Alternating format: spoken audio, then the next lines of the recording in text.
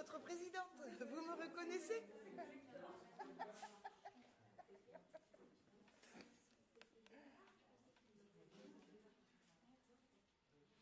Oh là, t'as tout ça à dire, toi?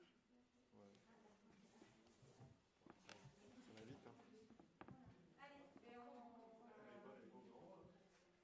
C'est déjà moi.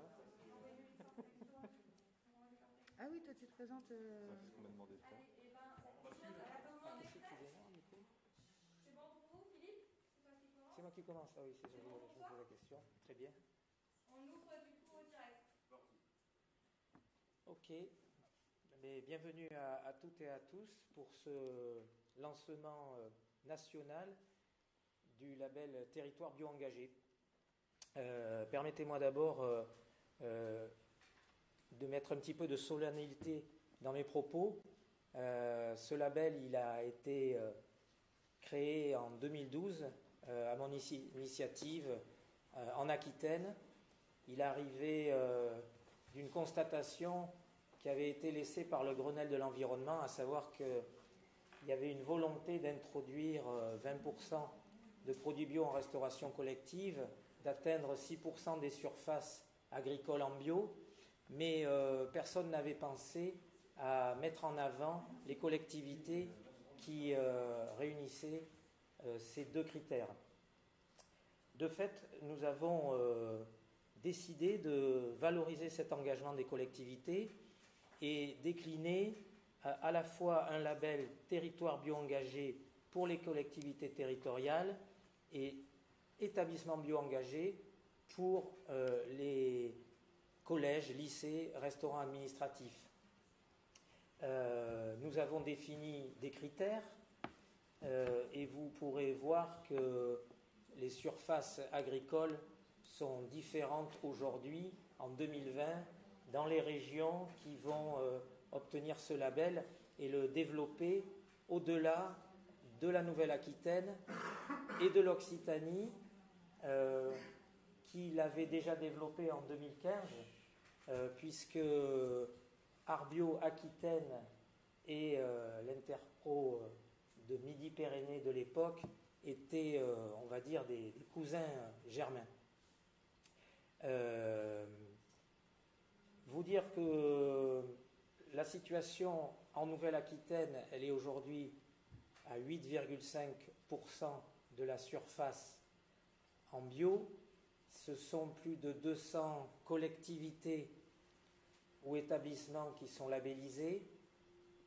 C'est un club des territoires bio-engagés et c'est à chaque fois la possibilité de rencontrer sur un territoire qui s'est agrandi avec la réforme territoriale de nouvelles personnes qui s'engagent aux côtés des producteurs.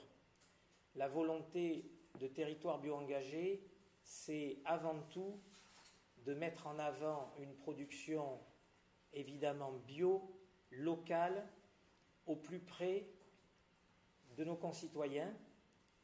Et aujourd'hui, 8 ans après sa création, force est de constater que c'est une nouvelle marche que va prendre ce label en devenant national. Alors, évidemment, c'est ce qu'on espérait dans notre sud-ouest il y a 8 ans, mais on n'imaginait pas avoir un tel retour. Donc, je vais laisser maintenant la parole à l'Occitanie et je voudrais me féliciter qu'on soit tous autour de la table présents pour développer la bio une nouvelle fois, une bio que l'on souhaite tous équitable et solidaire. Merci. Donc, Emmanuel Echner, président d'Interbio Occitanie. Nous avons décidé de proposer et de promouvoir le label Territoire Bio Engagé en 2014, car il nous semblait essentiel de valoriser les initiatives et l'engagement des collectivités dans la bio auprès des habitants du territoire et des différents partenaires. En effet, la communication joue un rôle significatif de la valeur perçue, notamment auprès du grand public. nos critères d'attribution du label étaient les mêmes que ceux de Nouvelle-Aquitaine, dont nous étions partenaires, et nous sommes toujours partenaires, bien sûr, soit 6% de la surface agricole utile en bio et 20% de produits bio dans les restaurants collectifs, et ce jusqu'en décembre 2017. Alors, suite aux nouveaux objectifs gouvernementaux de doublement des surfaces agricoles bio prévus dans le plan Ambition Bio 2017 et dans le cadre de la fusion des régions, des deux ex-régions Midi-Pyrénées et Languedoc-Roussillon, le jury régional Territoire Bio engagé a décidé de modifier les critères d'obtention du label concernant les surfaces. Donc il s'élève désormais à des taux supérieurs depuis le 1er janvier 2018, c'est-à-dire 15% de la surface agricole bio utile en Occitanie. À ce jour, nous comptons 31 communes labellisées sur la partie ex-Midi-Pyrénées, dont 26 sur le critère de la surface agricole et 5 sur le critère d'approvisionnement en produits bio dans les services de restauration collective. Alors, nous souhaitons que le nombre de communes labellisées reflète davantage la dynamique de la bio dans la région, et à ce titre, notre objectif est de développer particulièrement au cours du second semestre 2020 ce label sur toute la région, en particulier en ex-Languedoc-Roussillon, où il n'est pas encore très connu.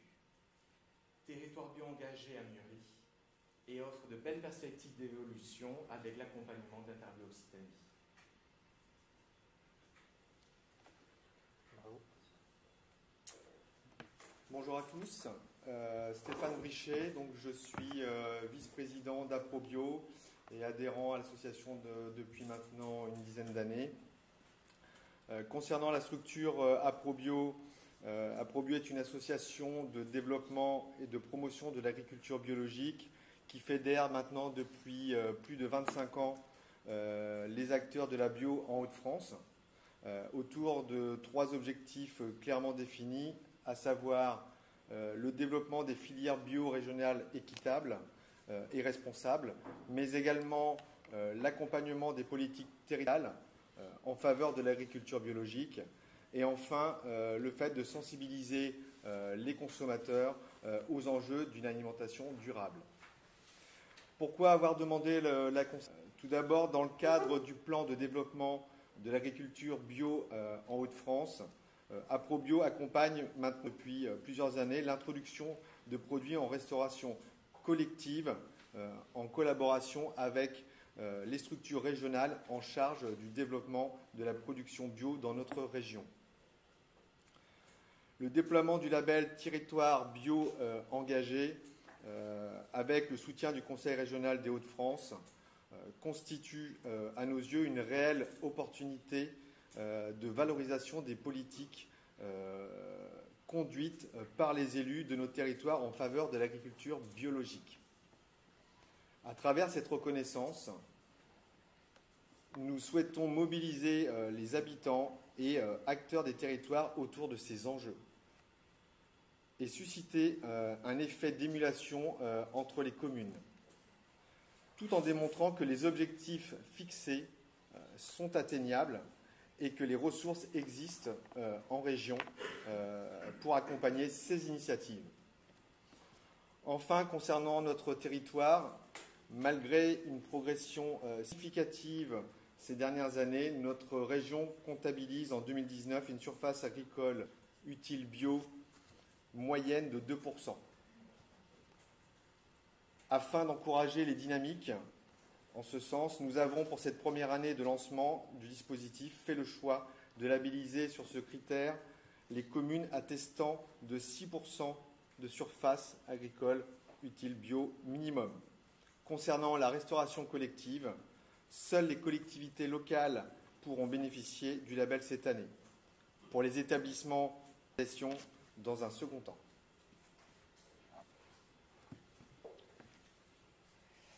Bonjour, Fanny Lemaire, présidente de la région Pays de la Loire, une région qui a aujourd'hui une surface agricole engagée en bio de 10%.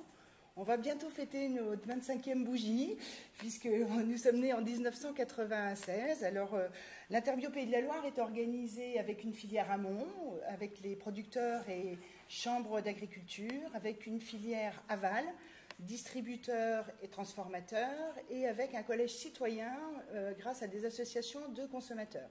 Ce qui veut dire que nous avons une communication sur toute la filière.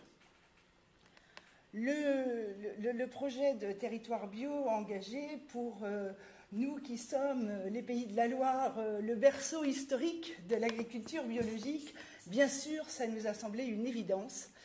Et puis en parfaite cohérence avec le Grenelle et avec bien sûr Ambition Bio.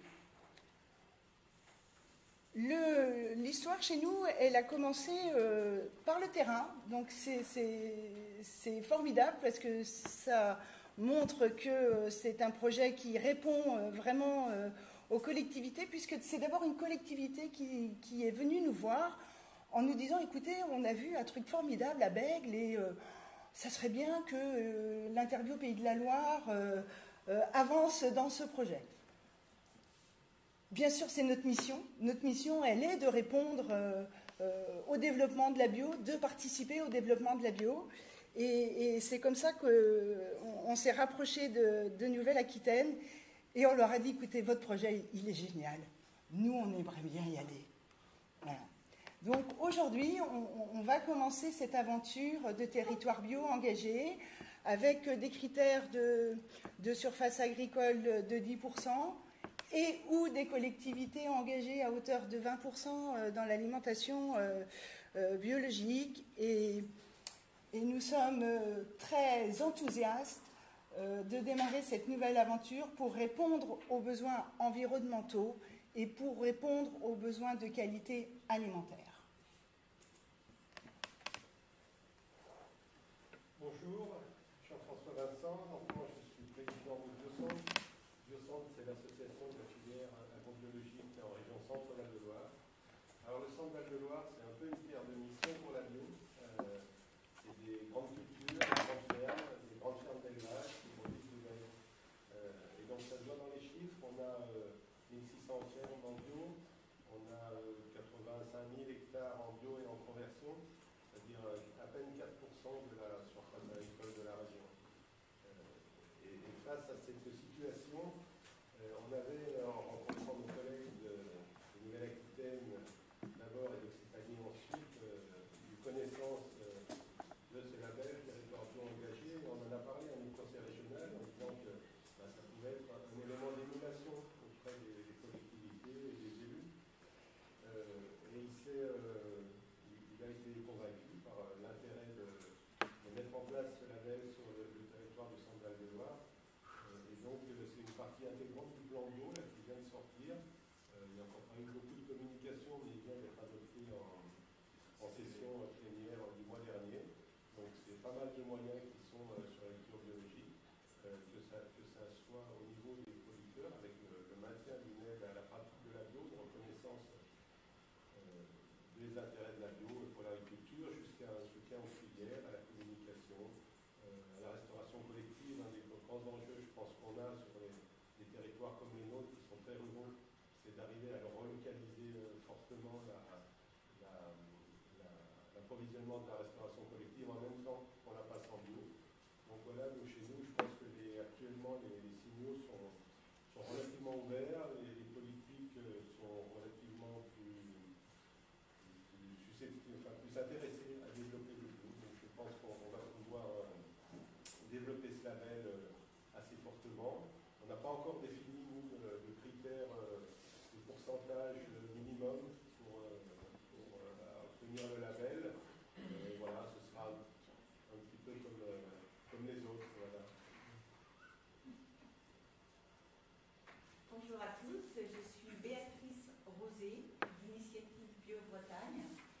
Je suis l'élue référente en charge du Congrès mondial de la bio que Rennes aura le plaisir d'accueillir en septembre 2021, puisqu'il a été repoussé d'une année.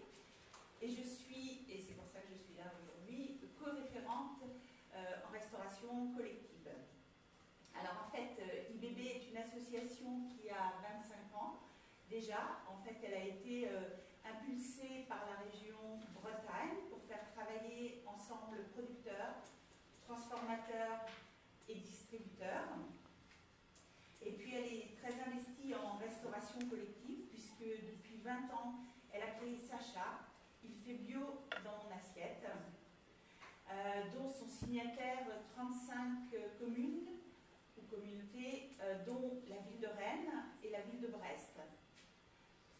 Et en fait, bon, nous, rejoindre Territoire Bio Engagé, c'était permettre d'harmoniser les labels et pour avoir plus de visibilité. Et puis, c'était également permettre aux collectivités, les encourager à atteindre 8% de la surface agricole utile. En tout cas, nous, on a beaucoup d'enthousiasme et on est très heureux de rejoindre cette aventure collective. Merci. Bonjour, Philippe Henry, je suis président de l'agence Bio. Je voulais tout d'abord saluer le travail qui a été fait depuis 2012, tu l'as rappelé tout à l'heure. C'est pas rien de créer un label et je pense que l'idée était tout à fait précurseur de dire on va s'appuyer sur les collectivités pour développer l'agriculture biologique. Je pense que l'agriculture biologique c'est toujours développé sur ce lien entre production et consommation. Et ce lien entre production et consommation sur les territoires, il est extrêmement important.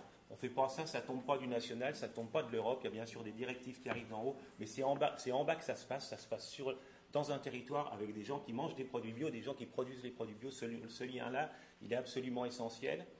Et ça va apporter une dynamique. Alors on voit bien une dynamique au sud de la France au jour d'aujourd'hui. Vous avez commencé, l'Occitanie, la Nouvelle-Aquitaine, bien sûr. On voit les Hauts-de-France qui prennent le relais. J'espère que ça va arriver dans le Grand Est, dans ma région aussi. Enfin voilà, j'espère que ça va contribuer à la dynamique globale de la bio. Je rappelle, ça s'inscrit c'est un outil de plus. C'est un outil qui risque d'être particulièrement efficace. En plus, il récompense l'énergie qu'on met, donc je trouve que c'est très intéressant. Et c'est un outil de plus dans le développement de la bio. Je rappelle les chiffres de la bio qu'on a présentés au mois de juillet. 12 milliards d'euros de chiffre d'affaires, la bio aujourd'hui en France. 8,5% de la SAU française. Aujourd'hui, 47 000 fin 2019, 47 000 producteurs bio en France, plus de 10%. On est sans doute aujourd'hui au-delà des 50 000. Vous voyez, on est sur quelque chose qui est conséquent. On a besoin de tous les leviers pour continuer de développer. On nous attend, les consommateurs nous attendent. L'agriculture nous attend et je trouve que voilà, on est dans une dynamique très intéressante. L'Europe l'a compris puisqu'elle propose aujourd'hui de mettre 25% d'agriculture biologique en 2030 en Europe. C'est un bel objectif et c'est la somme de toutes les initiatives qu'on aura du plus local au plus national ou européen. C'est toutes ces initiatives-là qui nous permettront d'arriver à cet objectif. Je veux saluer votre démarche et puis je veux rappeler aussi l'intérêt de cette dynamique territoriale dans la diversité des productions. Les consommateurs, ils ne vont pas consommer que du lait, que des légumes, ils vont consommer l'ensemble de la gamme. Les producteurs, il y aura un appel d'air, il y a déjà un appel d'air.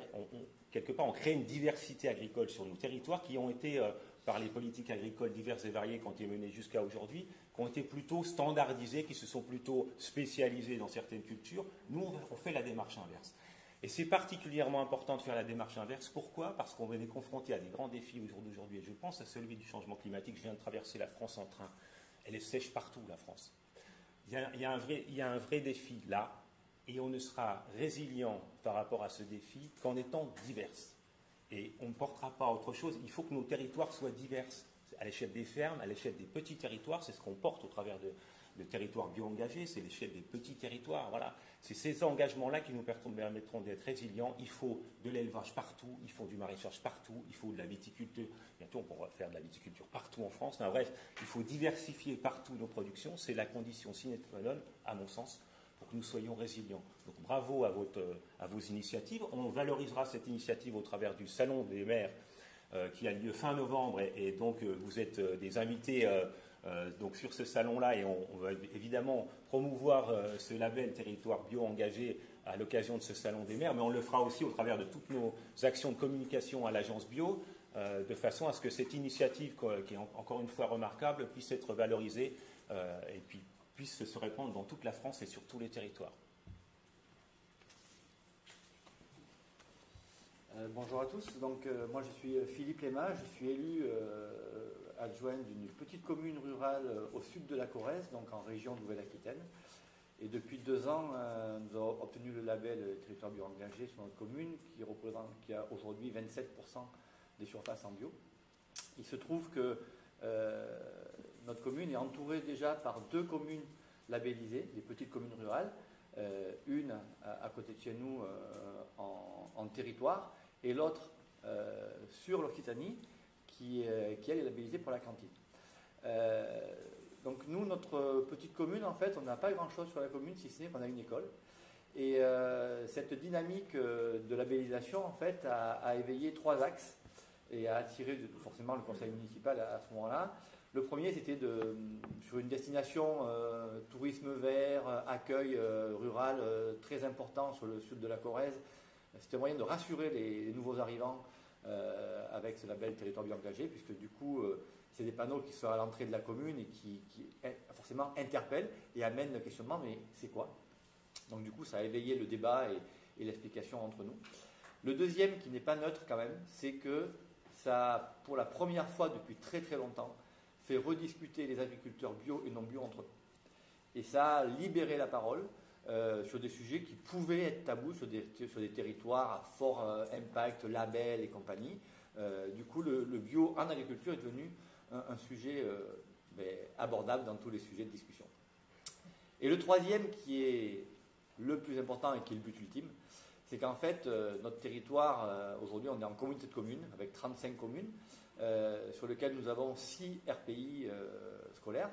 Et il se trouve que ces RPI sont alimentés pour les repas des enfants par les 3 collèges des ex-cantons. Et aujourd'hui, avec les nouvelles équipes municipales, on est sur 8 communes qui sont en questionnement sur labelliser leur commune au titre du territoire, pour pouvoir être force de proposition et amener le débat au niveau du conseil communautaire sur l'alimentation, avec éventuellement un PAT et le passage des cantines à au moins 20%, comme là nous oblige, mais à plus. Et du coup, si on arrive par le conseil communautaire à amener ce débat-là sur la cantine des collèges qui fera pour les cantines, ça sera aussi une démarche pour favoriser le développement de la cantine du collège et de l'EHPAD des 3 cantons. Donc voilà, c'est un label qui met un focus, qui met en lumière une initiative et qui surtout libère la parole et crée un engouement sur des gens qui n'y auraient pas pensé auparavant. Donc nous, on est ravis de ce label. Franchement, en 2 ans, on n'imaginait pas qu'on puisse avoir autant de retours positifs grâce à ça. Merci de ce témoignage et merci à vous toutes et tous. On se souviendra du 3 septembre 2020. Ce label territoire bio engagé s'étend au niveau national. Et comme tu viens de le dire, Philippe, la différence également entre des territoires ruraux et des territoires urbains, eh bien, ce label, il réunit tout le monde. Et c'est aussi son intérêt. Voilà. Je vous invite maintenant à nous poser des questions. Et voilà, si on n'a pas été assez au complet, on est là pour y répondre. Donc, je vais poser la première question. Si je suis intéressée en tant que collectivité ou citoyen ou agriculteur d'une commune pour que ma commune soit labellisée, comment je fais? Enfin, je m'adresse à qui? Est-ce que vous avez une référence, un site internet? Enfin, voilà, parce que vous êtes nombreux autour de la table. Voilà. Donc il y a effectivement un site internet sur lequel on peut aller télécharger une demande en ligne, et après on va être contacté par une personne de l'administration qui va instruire le dossier et qui va vous demander exactement les pièces justificatives, parce que ce n'est pas un engagement moral, il y a véritablement des pièces justificatives à produire, que ce soit pour la partie des surfaces ou pour la partie d'introduction en restauration collective, puisqu'on parle là de chiffres et d'euros par assiette.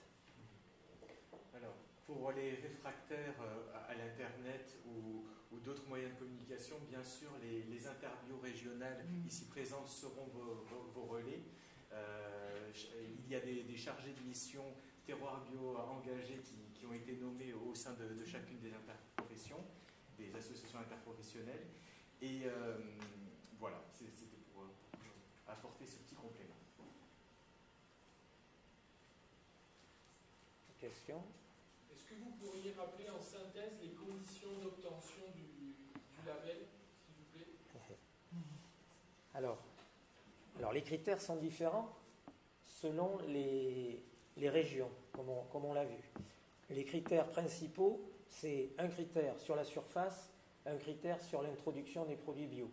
Donc, dans le dossier qui est à remplir, il faut effectivement présenter toute sa comptabilité matière pour la partie restauration collective, ainsi que les différents certificats et les fournisseurs pour prouver effectivement. Alors, pour participer, pour présider le comité d'agrément sur la Nouvelle-Aquitaine, il est évident que nous avons eu de rares cas d'engagement sur l'honneur, comme quoi les produits étaient bio. On a eu aussi des factures qui prouvaient qu'ils étaient achetés localement. Ça permet, dans ces cas-là, de rappeler à chacun que la bio est un signe officiel de qualité, qu'elle est régie par un règlement, que tout le monde est certifié et contrôlé, et que de fait, c'est non opposable vis-à-vis de problématiques qui pouvaient être posées. Il y a également, à cette occasion, sur la restauration collective, un intérêt qui est que souvent les parents d'élèves sont présents autour de la table et se posent les questions à la place du politique. Le politique, il est là souvent pour influencer la volonté d'introduire des produits bio et locaux, mais c'est également à la fois le personnel qui travaille pour produire le repas à la cantine et les parents d'élèves qui sont dans les conseils qui sont les garants. Nous avons également ce que nous avons appelé les fourchettes, c'est-à-dire qu'en 8 ans, bien évidemment, on est passé d'un taux d'introduction différent. Et ça a été un petit peu la course à l'échalote bio, d'essayer de monter au plus haut dans l'introduction des produits bio. Et lorsque un jour nous avons remis un label à une commune qui se targuait d'être au-delà des 50% d'introduction de produits bio, on s'est dit c'est vrai que vous êtes dans la même classe que ceux qui ont obtenu 20%, mais vous avez mis une volonté accrue. Donc nous avons mis des critères avec des échelles, une fourchette, 2 fourchettes, 3 fourchettes, selon son degré d'introduction. Nous avons également une notion de localité, c'est-à-dire que dans vos régions, au-delà de 50% d'introduction de produits bio régionaux, il y a aussi une mention supplémentaire. Si je peux rajouter sur la partie territoriale, je vous ai dit tout à l'heure que nous, on avait beaucoup de communes qui nous sollicitaient du coup pour cette démarche-là. Et ce qui est très important dans l'explication, parce qu'il y en a qui me disent « Ouais, mais je ne suis pas loin du taux, je voudrais bien y rentrer, etc. » Et en fait, c'est ce qui explique aussi la différence des taux entre les régions, c'est que pour que ce label il va y dire quelque chose, il faut qu'il soit significativement au-dessus de la moyenne locale ou régionale. Et ça, il y a beaucoup de collectivités qui, a priori, ne le comprennent pas. Quand on leur explique forcément, ils y viennent. Mais cette différence en fait entre le taux pour être labellisé et la moyenne régionale est très importante pour que ce label veuille dire quelque chose. Oui, moi j'avais une question. On sort des élections municipales avec des programmes qui ont vraiment mis l'accent sur la volonté d'aller vers plus de bio en restauration scolaire. Mais évidemment, certaines collectivités sont bien en dessous, donc des objectifs qui sont fixés par la loi Egalim de 20% en janvier 2022. Mais comment faire pour ces collectivités? Est-ce que vous proposez des accompagnements les uns les autres pour aller justement vers ces 20% de produits bio en restauration collective, puisque c'est la loi? Et puis par rapport aux objectifs de surface en bio, là aussi sur le volet plus agricole, est-ce que vous avez les uns et les autres mis en place des accompagnements possibles? Je peux répondre pour la région France-Val-de-Loire et pour 200. On a mis en place un service alimentation, en fait, restauration collective. On a embauché un cuisinier de collège qui avait, lui, dans son collège, atteint 80% de bio et local. Voilà, donc c'est quelqu'un expert tout à fait, de manière à pouvoir conseiller ses collègues dans l'introduction de produits bio. C'est vrai que la difficulté qu'on rencontre au niveau de la restauration collective, c'est à la fois l'accord du cuisinier, mais aussi du gestionnaire. Il faut que, voilà, et s'il y en a un qui manque, qui n'a pas d'accord, souvent c'est l'échec assuré. Donc d'avoir quelqu'un de professionnel qui puisse accompagner les gens qui sont chargés de le faire, quoi, est quelque chose d'important. Il ne suffit pas souvent de penser que on va remplacer tel produit, on va le prendre en bio et puis ça ira bien comme ça. C'est pareil, c'est l'échec assuré. Donc il y a quelque part travailler sur la durabilité de ce qu'on fait, c'est vraiment important. On a appris nos échecs, je pense que tout le monde a dû connaître un peu ça. Et donc sécuriser ces parcours d'introduction de produits bio, quelquefois il vaut mieux savoir aller plus doucement, mais vraiment que ce qui est mis en place, ce soit reproductible, même si les équipes changent, quoi, même si les responsables changent. Quant à l'appui technique, en fait, parce que c'est ça, en fait, si on veut convertir, il faut derrière aussi arriver à changer les systèmes agricoles. Donc nous, on a des techniciens au niveau de 200. Hein. On est organisé, en fait, à travers les GAV. En gros, il y a un technicien, alors c'est pas par GAV, parce que quelquefois, c'est un peu par territoire, mais enfin, sur l'ensemble de la région, on a 6 départements, et on a 5, par exemple, chargés techniciens grande culture, et on a des techniciens élevage, et on travaille avec des coopératives aussi, voilà, qui ont leurs propres techniciens, quoi. Donc l'accompagnement, c'est extrêmement important pour la bio. On le voit, si on n'arrive pas à sécuriser ce système, donc en fait, c'est pareil pour les producteurs ou pour des restaurants scolaires. Voilà, si on ne sécurise pas, le moindre aléa fait que ça peut s'arrêter. Alors je rajouterais que il nous est arrivé de labelliser des collectivités par la surface. Il est évident qu'une collectivité n'y est souvent pas pour grand-chose si au sein de sa commune ou de son intercommunalité, des agriculteurs ont fait le choix de la bio. Dans ces cas-là, on a signé bien souvent des chartes d'accompagnement à l'introduction de produits bio en restauration collective. Et sur la seconde phase, après l'accompagnement des techniciens d'Interbio, on est revenu pour labelliser ces communes. Et très souvent, l'édile fait le constat de me dire, bon, la surface, c'était possible parce qu'on est très rural, mais sur l'introduction dans la restauration collective, ça va être compliqué. Et là, je démine en disant, il n'y a rien de compliqué, il faut juste qu'on vous accompagne. Et la bio, comme l'a dit le président, aujourd'hui c'est un marché conséquent, et donc on peut trouver de la bio tout autour de soi très facilement. Il y a des professionnels, et cet accompagnement, du coup, se justifie. Alors ma fierté, hein, je vais vous le dire, il y a 58 ans, je suis né dans une commune où mon père était là avant moi, où on produit donc des boissons bio depuis 141 ans. Je n'ai cessé de dire en 8 ans, la cuisine centrale, vous devriez quand même la labelliser, au moins tant que je suis président, ça me fera plaisir de venir vous porter ce label. Et donc, le constat a été fait très régulièrement que c'était compliqué. Voilà. Et donc, là, fin septembre, je vais labelliser la cuisine centrale pour l'introduction de produits bio, grâce à l'accompagnement des techniciens d'Interbio qui sont venus aider, créer un groupe de travail et être au plus près de ceux qui produisent ces repas tous les jours à la cantine. Et ce qui est amusant, et ça va être une grande fête, parce qu'à chaque fois qu'on remet ce label, vous verrez que c'est une grande fête. Il y a eu des élections municipales, et l'équipe précédente, qui a mis beaucoup de temps à se décider, c'est pas elle qui est réélue. Celle qui est réélue, c'est celle qui a été beaucoup élue dernièrement. Et donc, on a commencé à me demander quelle serait la teneur de mon discours. Et j'ai dit, la teneur de mon discours, ça va être encore une fois de remercier tout le monde, parce que c'est une œuvre collective au service de nos enfants. Voilà.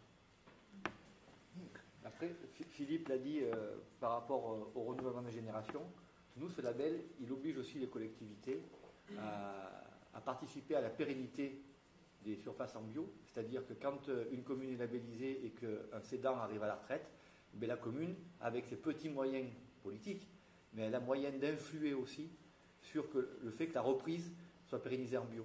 Et ça, ce n'était pas le cas avant. Et l'autre fait aussi, c'est que sur des territoires où la dynamique bio n'est pas forcément hyper ancrée dans la mentalité, les nouvelles générations d'agriculteurs qui veulent s'installer en bio sont attirés par ce label parce qu'ils se disent au moins je ne vais pas être tout seul.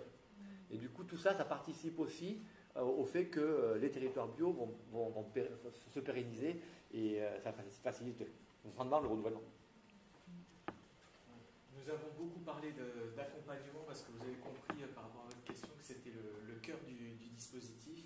Et en Occitanie, notamment, nous organisons des rencontres et des journées spécialement dédiées justement à la restauration hors domicile et à la restauration collective, justement pour créer de l'échange entre les différents participants et initier justement les démarches auprès des établissements qui le souhaiteraient. Et c'est bien tout l'intérêt des interprofessions, puisque nous avons la connaissance de tous les acteurs, tant de la production que des transformateurs.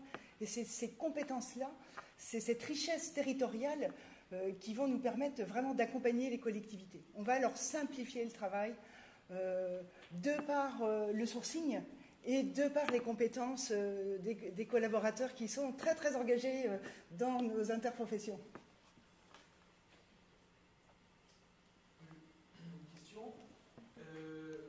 Du développement du label, et est-ce qu'une commune qui n'est pas issue des régions qui ont signé un contrat de partenariat peut prétendre au label où elle doit se référer à sa région? Est-ce que vous avez des possibilités sur ce type de questions? Aujourd'hui, si je ne me trompe pas, il faut être dans l'une des régions pour être accompagné par l'Interpro. C'est ça, hein. Parce qu'on concède le label aux interpros qui sont autour de la table. Si quelqu'un à qui on ne l'a pas concédé l'utilise, on fera valoir nos droits sur une éventuelle contrefaçon. Par contre, ils peuvent aller sur le site dédié à territoire bio-engagé pour se signaler, et ça permettra de mettre à ce moment-là un référent sur ces nouvelles régions. Il est évident que on a vu que la bio se développait également dans les DOM. Il faut que ce label il soit sur tout le territoire français. Et les beaux projets et les belles volontés font que peut-être que ces régions qui n'ont pas encore d'interpro, eh bien, ça sera l'occasion pour eux d'y aller. Voilà.